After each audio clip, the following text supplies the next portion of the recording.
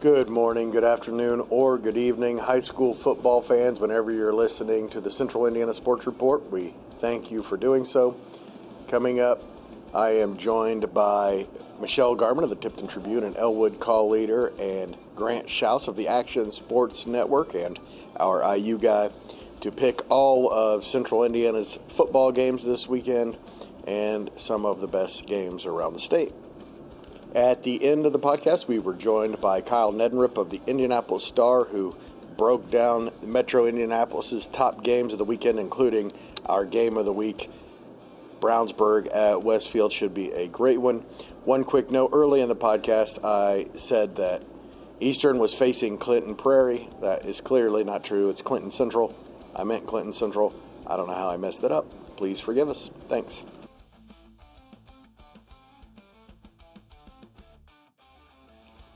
You're listening to the Central Indiana Sports Report's Week 6 high school football previews and predictions with Michelle Garmon and Grant Shouse, and special guest Kyle Neddenriep of the Indianapolis Star. And here's your host, Greg Mengelt. Previews and predictions for our high school football games in Central Indiana.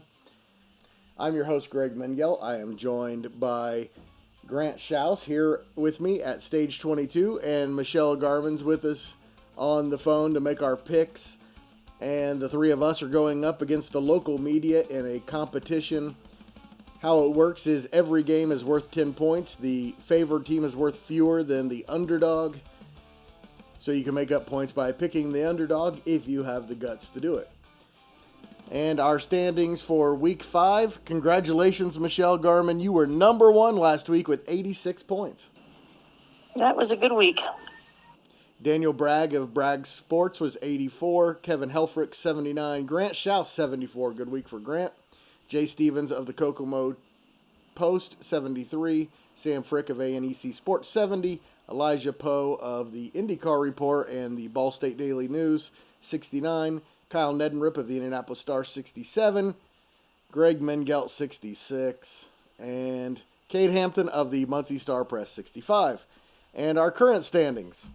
Kevin Helfrich has taken a big lead.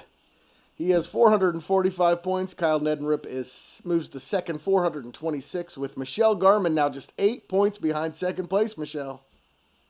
That's not too bad. Not too bad. And Elijah Poe is 1 point behind Michelle. Daniel Bragg next, then Sam Frick, Cade Hampton, Grant Shouse, Jay Stevens, and bringing up the rear, Greg Mengelt. I am so embarrassed about this, guys. And here I go. I'm going to have to take even more underdogs because I'm behind now, and I'm going to fall even farther behind. I'll say this about your leader. Greg, you just spent too much time in Southern Indiana. I think that's it. You're right, Michelle. I this area, when it comes to high school football, I know I don't necessarily cover those Hamilton County schools, but I have a lot of ties. So I tend to be pretty strong in this area when it comes to high school football. I thought I was too. I've paid attention to it. I was gone. I didn't live here, but I've always paid attention to Central Indiana football. There wasn't a time in my life I didn't pay attention to Central Indiana football. And I will say this about your leader, Kevin Helfrich. He reminds me about every day that he is in first place. So good for him. I just hope he doesn't get too comfortable because we got some guys closing in on him. That's right. Although he got a bigger lead last week, yeah, and he now leads by 19 points. And we start as we always do with the games we expect to be the least competitive. And there are 6 games where I have one team worth 9 and the other team worth 1, which means no chance. Almost no chance for an upset. But I'll give you guys the opportunity. Anybody like Anderson over Lafayette? Jeff, Greenfield Central over New Pal, North Central over Carmel, Frankfort over Western Boone, Eastbrook over Elwood over Eastbrook, or Blackford over Mississinewa? I'm good. No. Yeah. Ooh. We only have 4 games this week where one team is worth 8 and the other team is worth 2. And we start with Frankton at Madison-Grant. Frankton's 0-5. Madison-Grant 4-1 and ranked 6th in Class A. I have Frankton worth 8, Madison-Grant worth 2. Anybody want to take Frankton? No, although I will say it was positive. It was a positive for Frankton last week. It looks like they've got starting to make inroads on. They've turned a corner, I think. On their offense. I think the freshman quarterback is kind of settled in a little bit. So that's good news for Marty. I mean, at least they were able to put 15 on the board. And according to the Sagarin ratings, Madison-Grant's favored by 26, so not too much, not embarrassingly bad, and maybe they can keep it within that. They might. I mean, I would play Madison-Grant pretty tough, as opposed to the last couple of years. So I think Marty is starting to turn the corner there at Frankton, and that's good for that program. And hopefully they can get a couple of wins here at the end of the year so that they take something positive into next season. Class 2A number 3, an unbeaten Lapel is worth 2 points. Rushville is 1-4, worth 8. By the way, the Lions, coached by Rick Zimmerman, who I covered at Jennings County for years and years, one of the nicest guys I've ever met. But they're losing, right? I don't think they can stop Devin Craig, can they? As much as I'd love to take Rushville because of the Shouse name in Rushville, I got to stick with Lapel here because Devin Craig, like Michelle just said, could probably have 200, 250 yards just by himself, and he probably will. So I'm going to take Lapel. Class 4A number 11 and 4-1 Pendleton Hts is at Mount Vernon. The Marauders winless on the season. I have Pendleton Hts worth 2, Mount Vernon worth 8. Anyone want the upset? Nope. Class 2A number 14 Eastern is at Clinton Prairie. Eastern is 4-1. Clinton Prairie is 2-3. Anyone want the Gophers? No. Josh is doing a good job over there at Eastern. They had that one slip up earlier, but that was to a good team. I don't see them letting up against Prairie. And they're still in this conference race. Sheridan's the only unbeaten team in the conference, and they still have a really tough conference schedule ahead of them, including one of our games to watch this week. Chatard is worth 2 points. Guerin Catholic at home worth 8. Chatard is ranked second in Class 4A. Guerin Catholic ranked 16th in 3A. Anyone want Guerin? No, it's kind of like what we said. When Guerin played Ronca, it's a different Chatard. That's just a different animal. They're really good. Yeah, they're even a little better than Roncalli. But now we move to the games where one team's worth 7 and the other's worth 3, and we'll slow down a little going through these games now because these are a little more interesting.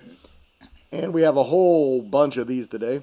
And we start with Trotwood, Madison, Ohio is 4-1. They're worth 3 points. Cathedral is worth 7. They're ranked 4th in Class 5A and are 3-2. Anyone taking the Irish in the upset? I'll take Cathedral. I was going to pick Trotwood, but I'll take Cathedral. Trotwood already played Center Grove, and Center Grove beat them. Center Grove's quite a bit better than Cathedral, we think. Yes, they are. They're probably the best team in the state, in my opinion. But I'm taking, what the hell? I'll take Cathedral.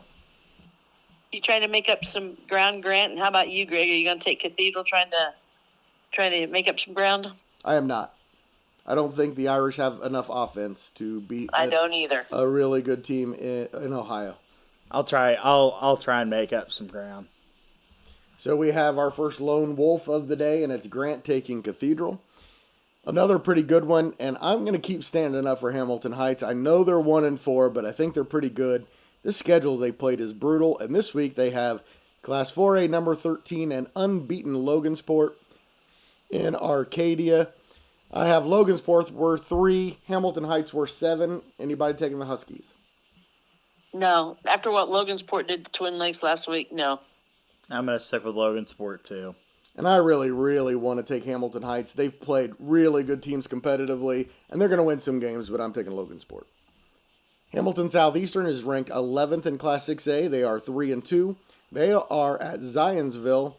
They are 2-3. I have Hamilton Southeastern worth 3 and Zionsville worth 7. But guys, I looked at the Sagarin ratings today.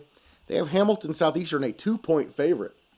You talked about it earlier this season, Greg, just how tough Zionsville's schedule is. And I would love, I would love to pick Zionsville.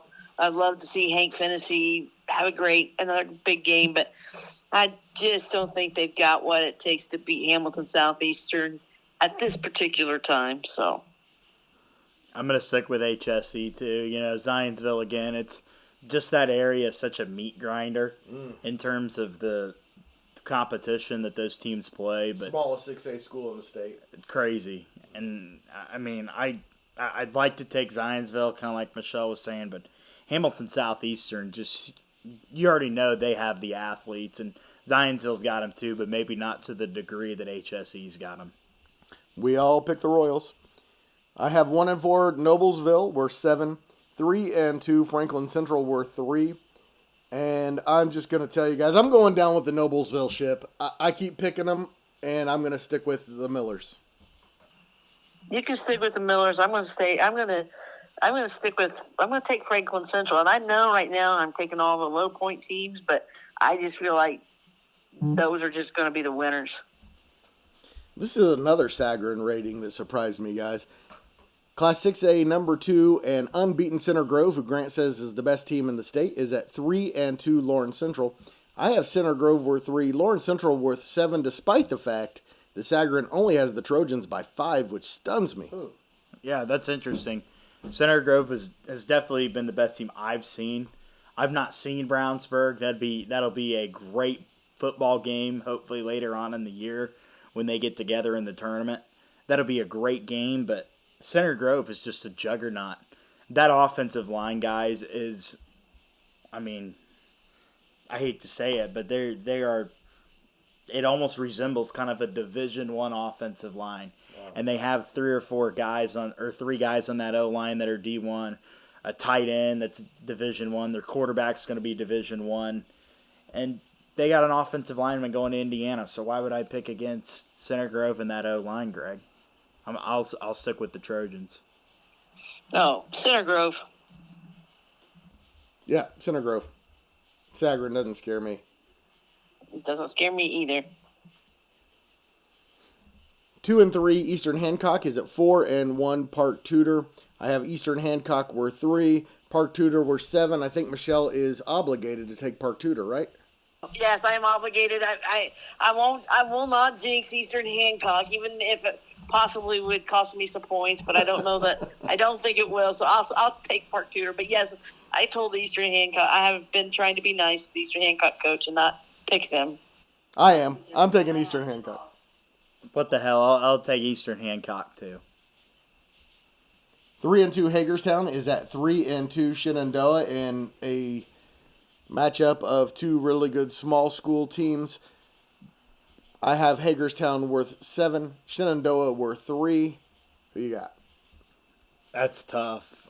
I'll take Hagerstown, just because the legends you've told me of Kevin Harris. I can't pick Shenandoah.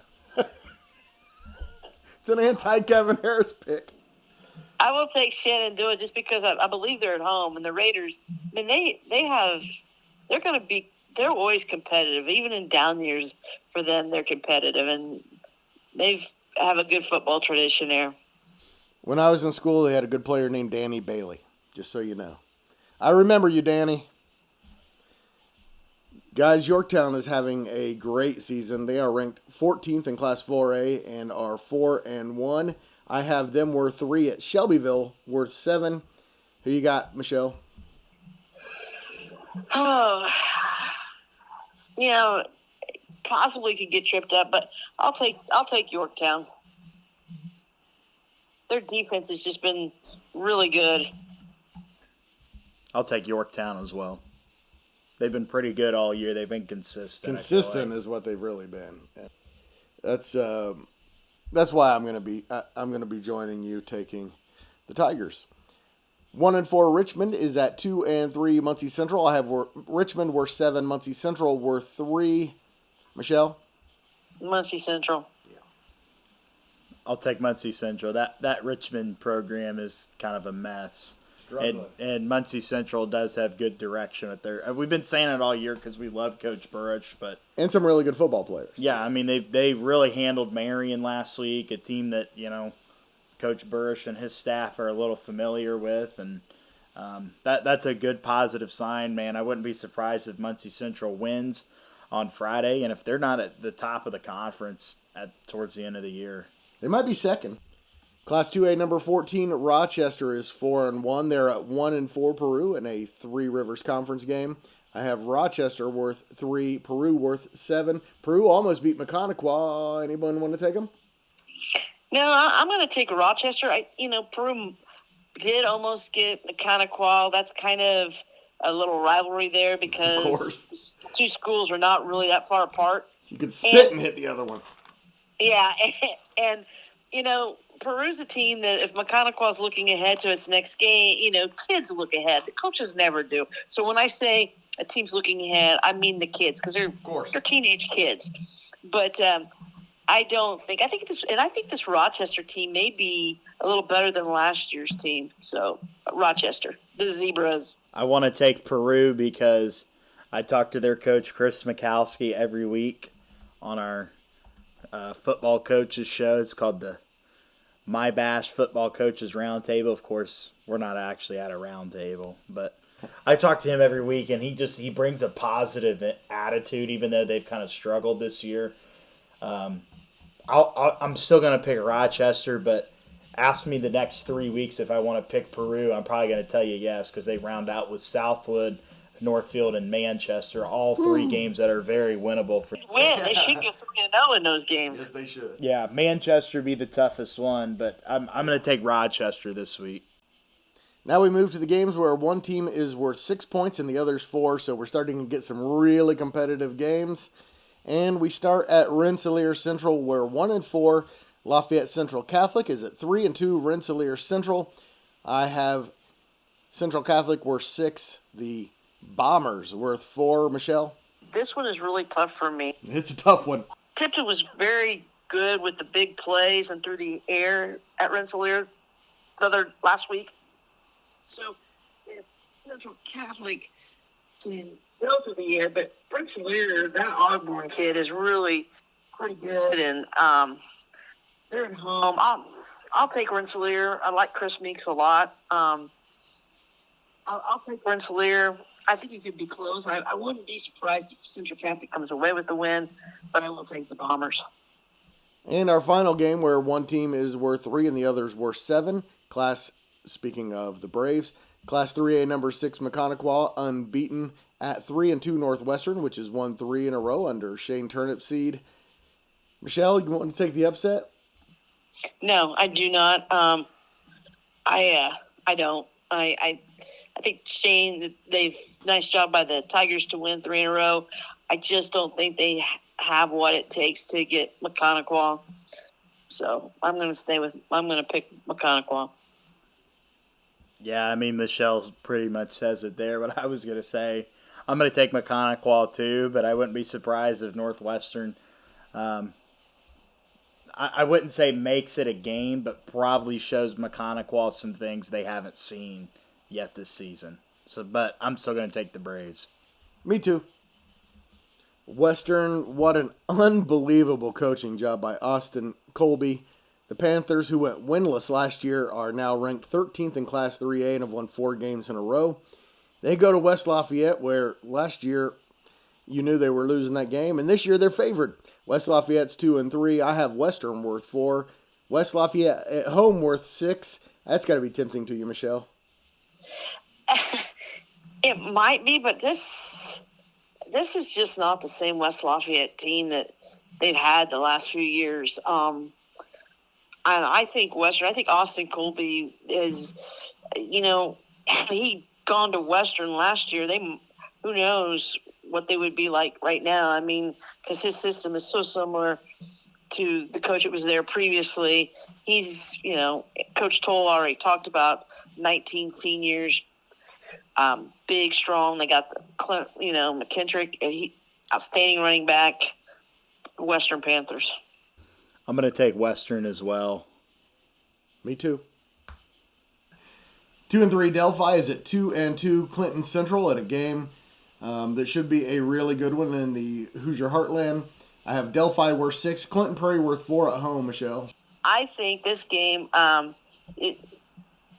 being Prairie, and it can be close. I'm going to take Prairie because they're at home against Delphi. It should be a good game, but I'll take Prairie. Because I, in my opinion, you get outside that upper level of Eastern, Carroll, Sheridan, Taylor, then Prairie is the next best team in that conference, I believe. So I'm taking the Gophers. I'll take Clinton Prairie as well. I'm going to take Delphi. I think Delphi is a little better team, even though they're going on the road. I am going to take the Oracles. 1-4 Marion's at 1-4 Kokomo. Two programs really struggling, although Marion's lost 4 in a row, and Kokomo won last week. I have Marion worth 6, Kokomo at home worth 4, Michelle. Kokomo, they got that. Caleb got his first win at 1,000th, and I know they've struggled. I think you said earlier they've had some injuries and stuff this year. But here's the thing. Marion, I know they've got some good athletes, but they're just not a disciplined football team. And I believe Kokomo's got more discipline. So I think the Wildcats will win. I think it could be an exciting game, but I'm going to take Caleb Small and Kokomo. I'm going to take Kokomo as well. Michelle's right. Marion is very undisciplined. And just quite frankly, they only really put maybe a quarter and a half of football together on a Friday night. And it's unfortunate because they have some good players on that team. Like Tim Jones, Logan Barnes, who's a Division I player, is going to Toledo, is one of them. It's sad to see Marion go through that because they have really good pieces to the puzzle. Wouldn't be shocked if that's a really good game Friday. But I'm still going to take Kokomo. They're at home. They're a little more disciplined. They're especially better coached. And I'll just take Kokomo. I mean, pretty much sums it up right there for you. I've been taking Marion a lot of the season because I believe they have the best player, and the best player often wins these kinds of games. But last week I think they showed me that I should quit doing that, and I'm taking Kokomo. In the Hoosier Heritage Conference, 1-4 Newcastle's at 2-3 Delta. I have Newcastle worth 6 as the underdogs. Delta at home worth 4. Michelle, Trojans or Eagles? Eagles. I'm going to try and make up some ground. I'll take Newcastle. Give me Newcastle as well.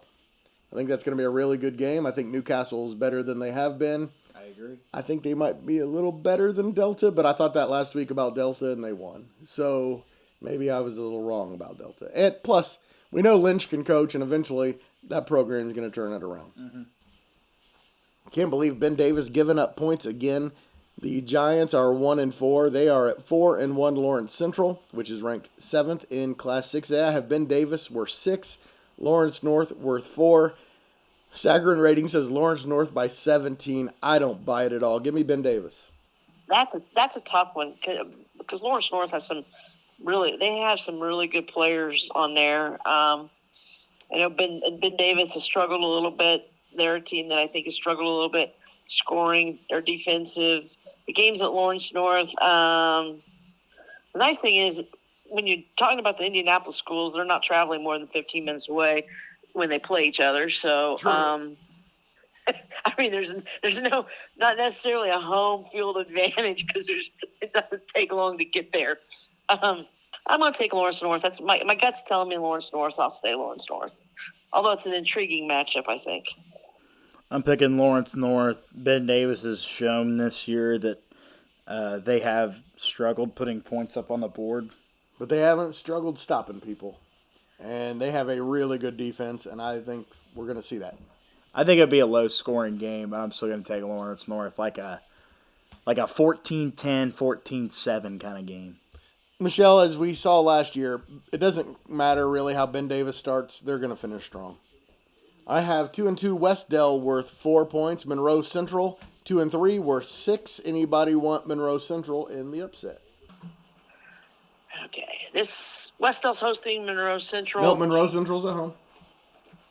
Pardon? Monroe Central's at home? Yes. And then I will take the Golden Bears. I will take Monroe Central as well. Go Bears. Wow. Give me Westdale. They're winning this game. And now to our 5 games to watch, followed by our game of the week, which for the first time I think is not Tipton or in the CIC. And we start with Class 4A number 14 Lebanon against Class 2A number 4 Triton Central. Lebanon is 4-1 and has won 4 in a row. Triton Central is 5-0. Guys, I have Both teams worth 5 points. Triton Central may be undefeated. Lebanon's going to hand them their first loss. Lebanon is a pretty good team, and they have played a really good schedule this year and done well against top opponents. And I know Triton Central is a strong team, but give me the Tigers. By the way, great job by Coach Yoder there his first year at Lebanon. Grant. I'll take Lebanon as well. And in one of our games to watch, and somehow not the even best game in the conference, Class 6A number 10 Avon is at 6A number 8 Fishers. Both teams are 3-2. Guys, this is a complete toss-up. Avon or Fishers? It is a big toss-up. Avon has been really good. I think Avon has been really good at home, and they're on the road. So I'm going to take Fishers. I'm going to take Fishers as well. And it was the other night that, I'm going to make this personal, Greg. It was the other night when I was at the Cheesecake Factory that a family of 4 next to me, decked out in all Avon gear, wanted to complain about every single little thing in the restaurant. And so now I hate Avon because it was annoying, and so I'm taking Fishers. You know what? As someone whose father managed a restaurant, that was his, and did a great job, I get irritated when people find complaint about every little thing, and I think they go in and that's what they go in to do. Hey guys, I hate rude customer service too. Give me Fishers. I mean, Greg, seriously, it ruined my anniversary dinner. And in the big game in the Hoosier Heartland, we have 3-1 Sheridan, the only unbeaten team in the conference, against Class A number 14 Taylor, which is 4-1 and coming off a really nice win. Sheridan or Taylor? This is so tough because, Sheridan, I think they had the lead last year, and then Taylor came back and scored a couple times late in that game to beat Sheridan. I think that win kind of was the springboard for them to their postseason success. That's right. Thing is, even though I know Bud's not coaching there anymore, Taylor's not going to stun Sheridan this year. And it's like, to me, it's almost like Sheridan just is getting better every single week. So I know the scary part is Taylor's speed, because they do have that ability to get out on the corners, and I'm not so sure how Sheridan will handle that. I'm gonna take the Blackhawks. That's where I counter Michelle here. I'm going to take the Taylor Titans. Give me Javion Harris and Taylor. I think they're going to win this game. I think they're going to win this game going all the way because of what Michelle said. The athletic differential, I believe, is in Taylor's favor, and give me the Titans. And in the Hoosier Conference, 3-2 Tipton is at 3-2 Heritage. I have Tipton worth 6 points, Heritage worth 4. Let's start with Grant on this one. Yeah, something wants me to take Heritage because of the long drive Tipton's going to endure. Michelle knows a lot more about probably Tipton and Heritage than I can, but I'm going to stick with the home team here and take Heritage. Yeah, that was actually a pretty good ball game last year. Weather kind of messed with it a little bit. As far as the long drive, this will be Tipton's third straight week on the road, and it's their second straight week for a long drive because they had to drive up to Rensselaer last week on Friday night. That said, they know how to handle the travel. I have not talked to Aaron yet, so I do not know how healthy Tipton is, and that is a concern for me a little bit because Heritage is they're a bigger school and they have some really nice size strength. But I also know last year's team had a lot of seniors on it. I might backslide a little bit here in the standings, but I'm going to take the Blue Devils. They handled the trip last week pretty well. I do think the two losses they had back-to-back to Twin Lakes and Western, two very different style teams, but would help prepare Tipton for whatever Heritage has, which might be a combination of both of those styles. So I will, I'll take. I'll go ahead and I'll take the Blue Devils. I agree with everything Michelle just said. And in the CIC game of the week, we have 3-2 Oak Hill against 3-2 Alexandria, coming off two really tough losses. Games they definitely could have won, and now they're unranked. If they had two different plays, they might be ranked number 2. That's how that's how much of a difference those two plays made. But I have Oak Hill worth 6 points, Alexandria worth 4, and guys, Sagarin says Alexandria by 13. Well, this is the game Friday that I'm doing and will be at. I think it's going to be more competitive than what people think. I think an awful lot of people are taking Oak Hill in this one. I'm taking Oak Hill, just to be straightforward with you, because I think that Alexandria got a little exposed in the second half against Mississinewa.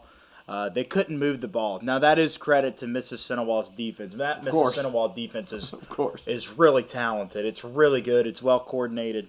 And Oak Hill is good because they have athletes. They're not on the same level as Mississinewa, so it's kind of hard to compare them. No, Mississinewa and them were tied. I think it was a 0-0 ball game going into the fourth quarter when they played a couple weeks ago. So I think Oak Hill will be able to match up with Alexandria. Now, Alexandria is going to do what they do. They're going to eat the clock. They're going to throw the ball around the field. Oak Hill's got to be ready to defend the pass.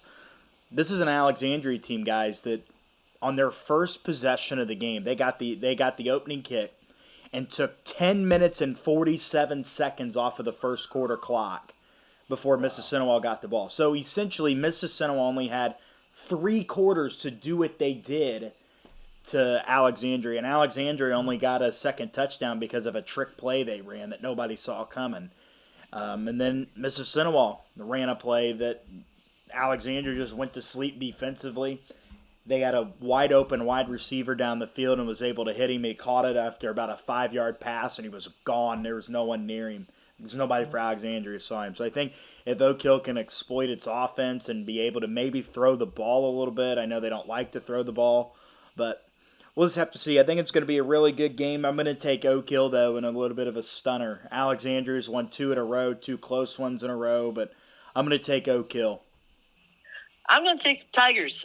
I put faith in Brady Gass and Will Rowland and that aerial attack, and I just think that they have been so close, and they've been closer.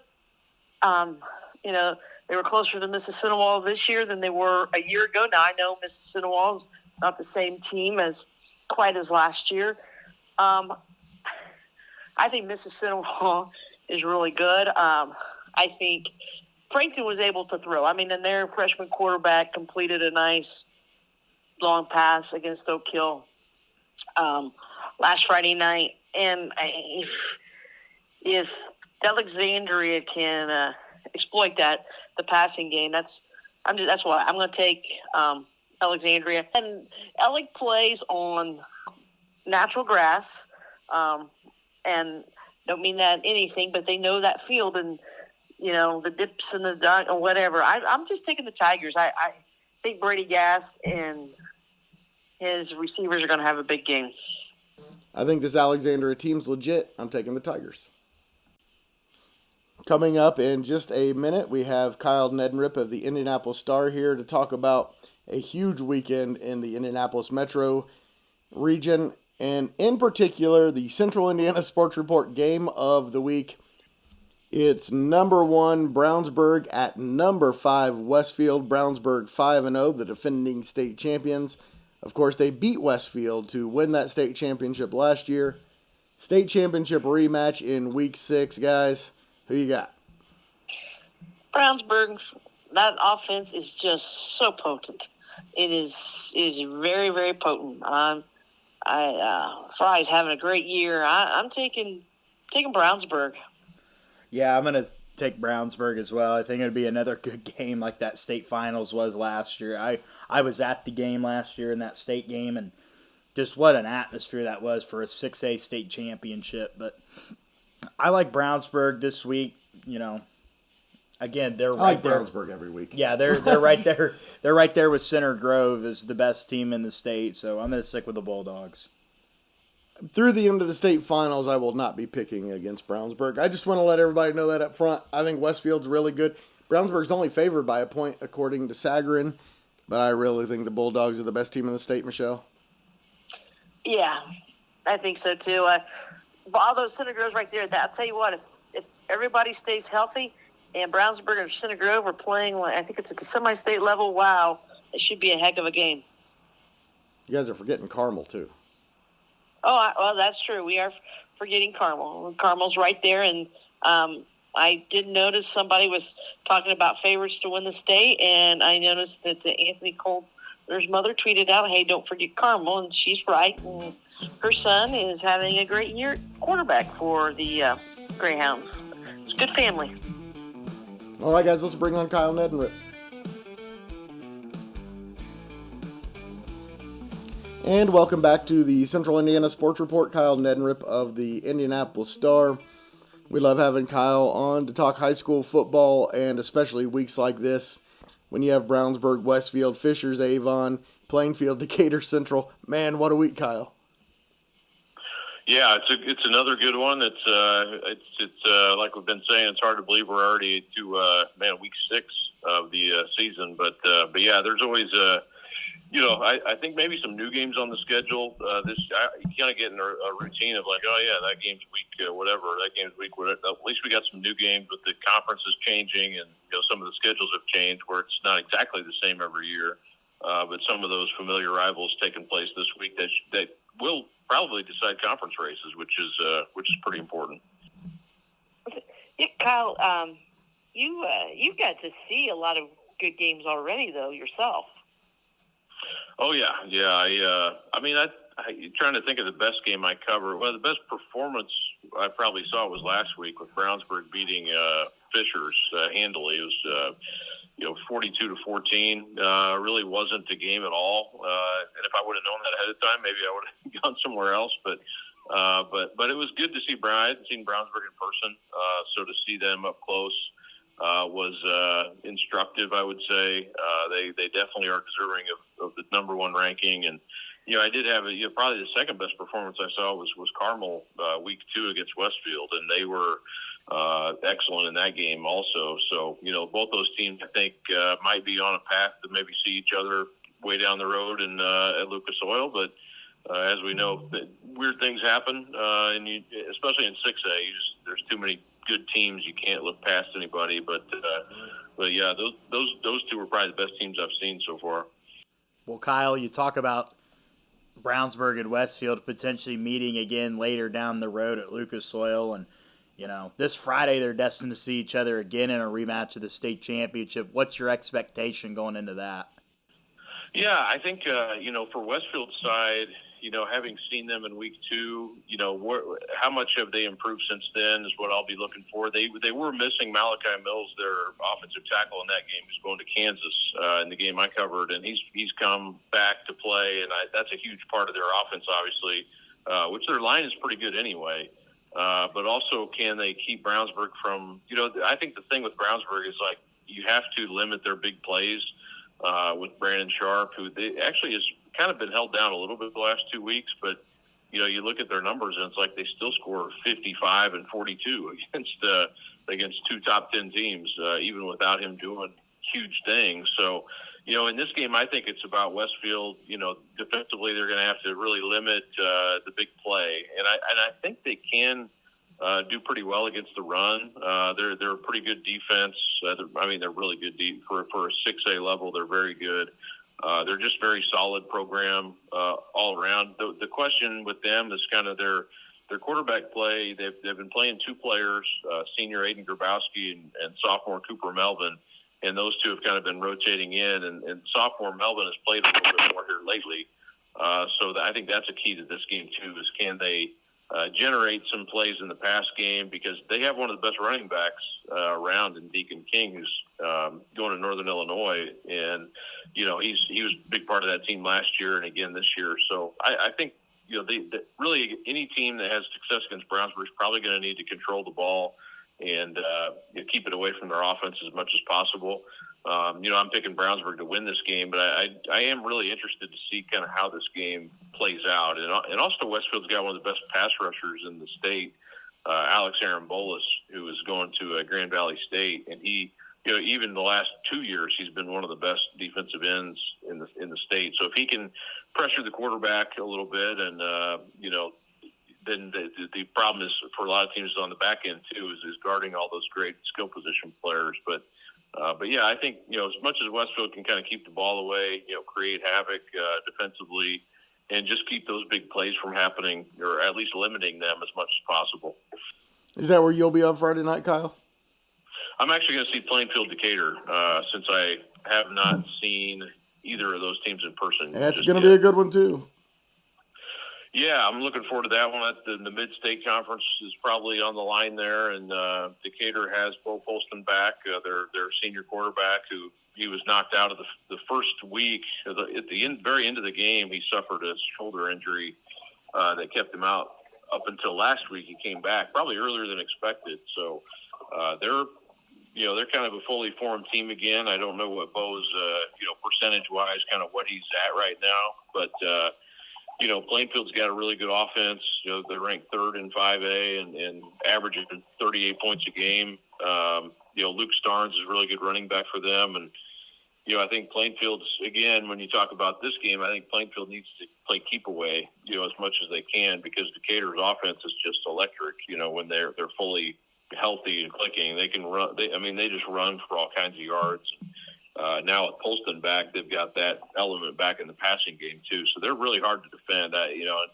Decatur may run away and win this game comfortably, but I think Plainfield's got the ability to hang in there and punch with them. And the good thing for Plainfield, there's good and bad. The good part is Decatur Central's moved up to 6A, so they're not blocking their way. The bad part for Plainfield is New Pal and Cathedral are in their sectional. So it's just like, man, you finally get rid of Decatur, and now you got those two. So it's just really, really a tough deal for Plainfield. But yeah, they got a real chance, I think, to and they've had good teams under Tyler Bless and Brian Woodward before that. So they've had good teams in the past, but this may be one of their more explosive offensive teams that they've had.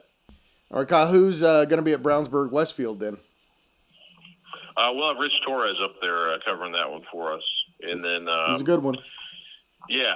So looking forward to that, seeing Rich's assessment of that one. And the co-main and the Hoosier Crossroads is Fishers at Avon. Awfully good game. Avon at Fishers, right? Yeah, it's at Fishers. Can't wait to see what that one looks like. Fishers, maybe it was sort of a letdown. They had played the Mudsock the week before and then go to Brownsburg. That's tough, back-to-back. But I think a lot of it had to do with just how good Brownsburg is. So, looking forward to seeing if Fishers can bounce back, because Avon, look at what they've done the last few weeks. They lost really close games to HSC and Brownsburg. Or they could really, they're not all that far away from really being 5-0. They've been in these games, and talent-wise, I think Avon's about as good as anybody outside of or maybe outside of those top 3 or 4 teams, but they're right there, I think, talent-wise. So, that's a real key. I think that's going to be a really close game, hard-fought game, and two teams that kind of do it differently. Fishers is not a very big team, but they got really good quarterback play and skill positions. And Avon, they can line it up and run, and also throw it some, and also are very physical and athletic on defense. So, that one's definitely one I have circled for Friday. Kyle, who are some of the 6A, and of course Plainfield's 5A? Are there any good who are the best 4A schools down in that area? Or do you have them? Yeah, 4A. There's probably the best at Chatard. They're second in 4A right now behind Heritage Hills. We don't have a ton of 4A. The best are probably Chatard, Roncalli, Pendleton Hts just having a really good year. They're 4-1, but they ran into that New Pal buzzsaw last week. But they're 4-1, and I think they have a chance to potentially win a sectional this year. And then I would say beyond that, Lebanon's also having a good year. They're 4-1. Their only loss is actually to Pendleton Hts, but they've been putting up really good numbers against pretty good teams as well these last 4 weeks. And they play at Triton Central on Friday, so that I think will be an interesting game as well. Triton Central in Danville. So, but yeah, we have there are some 4A teams, but obviously we don't have there's a decent amount, but not a ton of them. And on Friday night, the Indianapolis Star will have Brownsburg Westfield with Richard Torres, Plainfield Decatur Central with Kyle. Who else is going to be on the job, Kyle? We'll have two other, I can't remember who's who going where, but we'll also be at Indian Creek Tri-West. I know Clark Wade, our video person, will be at that game, and also we'll have a reporter there. And then we'll also be covering Lebanon Triton Central, which is like I said, it's a non-conference game, but it's an interesting game. It's different. It's a new game on the schedule, so I think that one will be good too. And we might also be at Center Grove LC. I think that may be one we're trying to get to as well, but possibly not. But I think that one's also one that could be interesting on Friday. Kyle Neddenriep at the Indianapolis Star, thank you so much for your time. We always appreciate it. And everybody go to the IndyStar.com website and check out his work, and follow Kyle Neddenriep if you're a high school sports fan. It's a must. Thanks so much, Kyle. Thanks, guys. Yeah, Thanks, appreciate Kyle. it. You bet.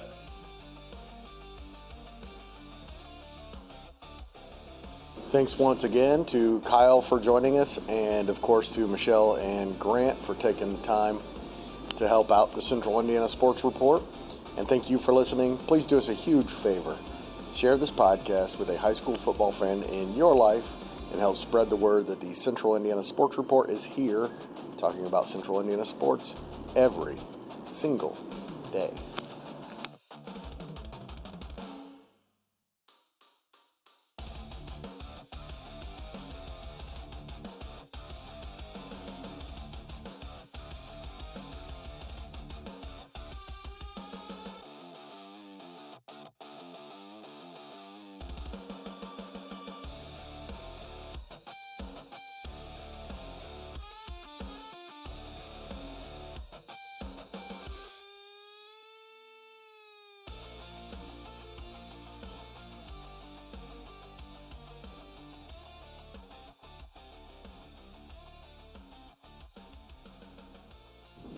Central Indiana Sports Report is a product of ITG Media, and I love Susie.